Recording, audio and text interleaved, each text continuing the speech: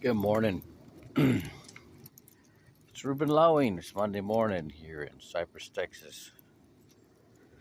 Get this morning and I read my scriptures, and I started Genesis chapter 33 and verse 19. I read about, this guy Haman. So Jacob buys some land outside of Shechem, which is where Esau lives, and he builds a house and all that. But who's this guy Haman, and why it's 28 days in a month? So I've read this chapter 28 times, plus all the 16 times I read it before, and I'm now just reading about. Who? So I read about this guy Haman, right?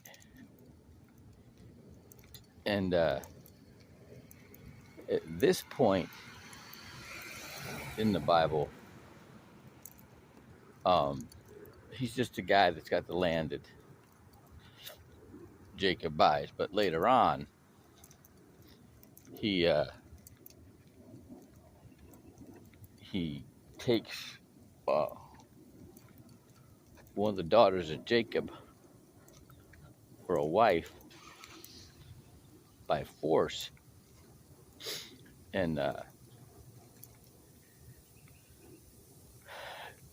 her brothers um,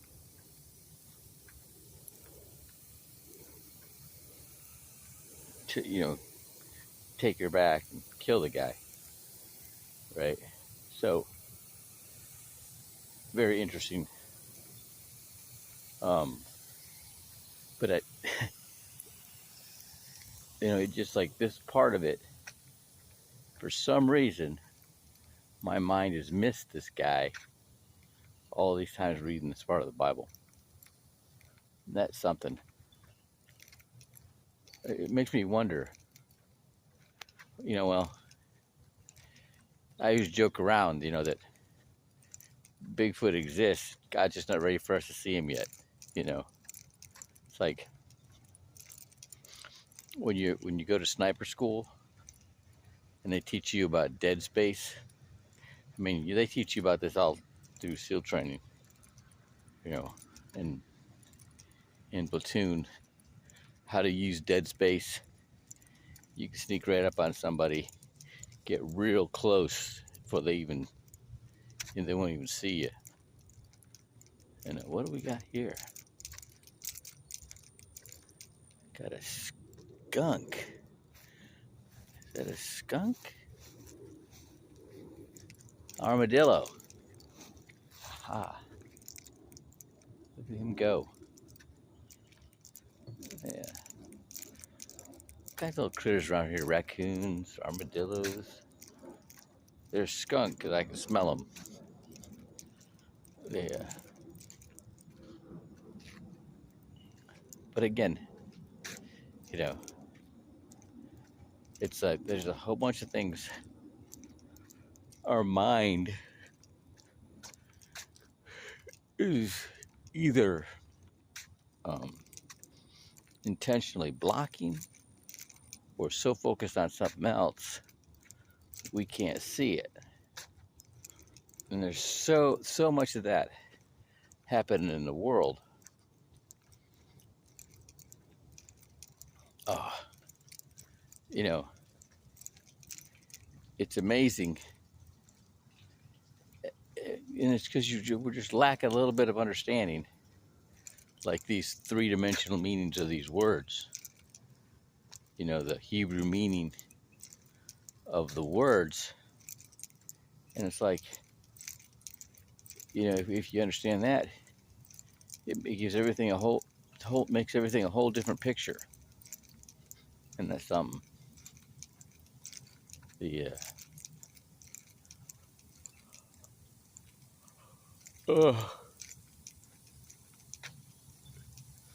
Oh yeah.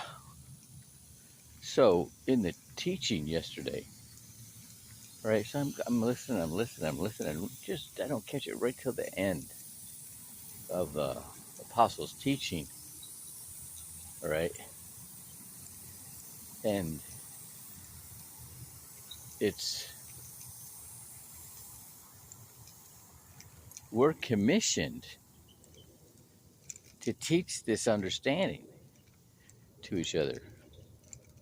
I mean, there's so much emphasis once you really understand the the teachings of the early church fathers to get other people to understand this Hebrew meaning, this the third dimension of these of the words, and it totally changes everything. And I'm just catching a little bit, but the greatest thing that I see, here's what it is.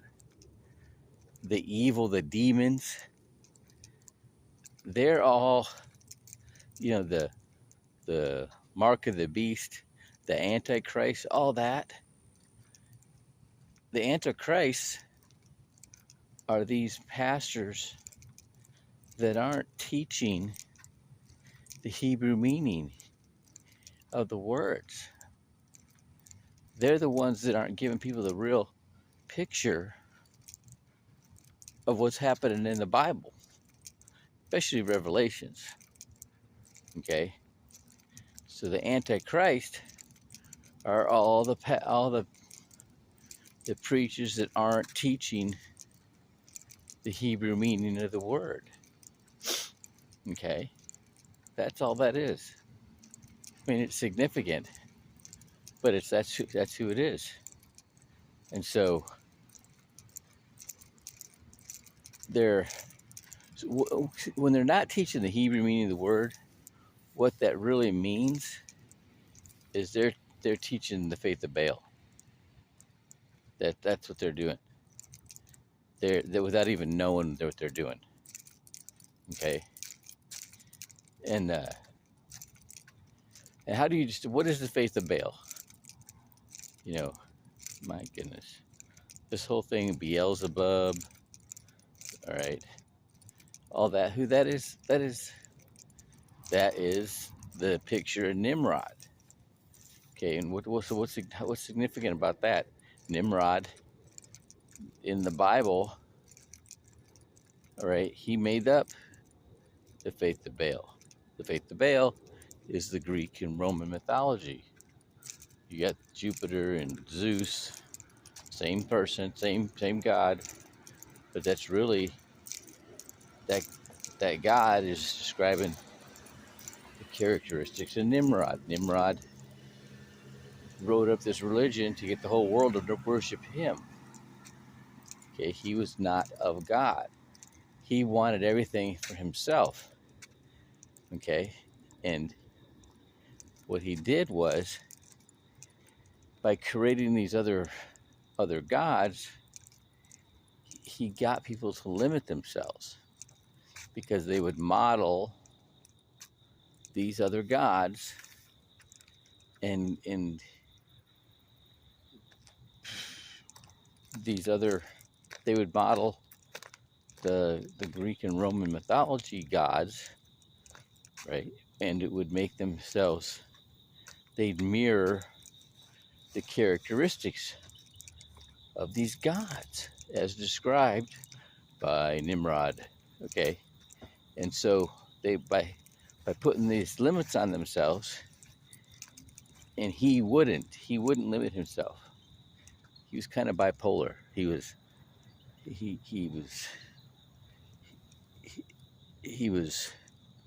both characteristic of Zeus or Jupiter, whichever Greek or Roman you're following, but also Apollo. Okay, and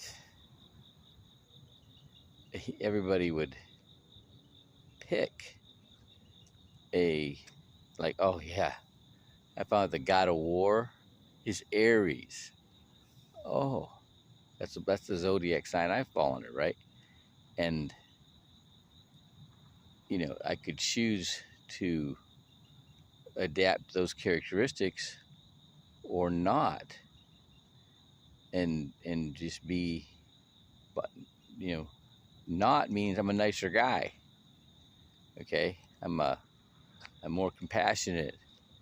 I'm more understanding than I would have if I would have stuck just adhered to being an Aries. Okay, and so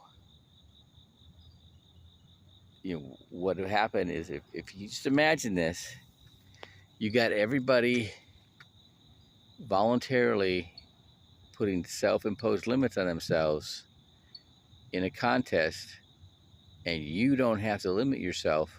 Who do you think is going to have the advantage? You, because you're not limiting yourself. That's what Nimrod did. He set up a situation. He got everybody to limit themselves voluntarily to give him the advantage, because if he wouldn't have done that, he couldn't have won. He couldn't have conquered. He had to hamstring everybody else to give him the advantage. And that's what the faith of Nimrod does. All right. And the world, the people in the church, they're full of that, putting limitations on you. Right. So we got to break that. You got to break the chains. Right. Break off the limitations. All right. Have a great Monday.